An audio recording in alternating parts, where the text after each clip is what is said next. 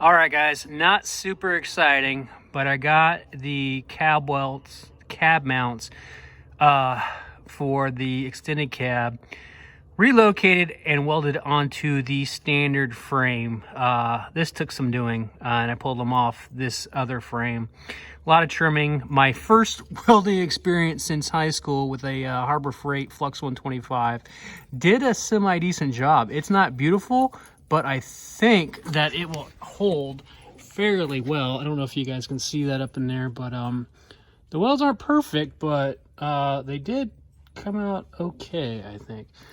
So other side looks pretty much the same. So Molly is permanently got her new cab on, and I guess we're gonna start working on that flatbed. We're gonna do that all steel flatbed, probably thick 3/16 or 1/8 2x3 channel, and I really want to do a cedar bed, but I don't know. We'll have to see how that works out.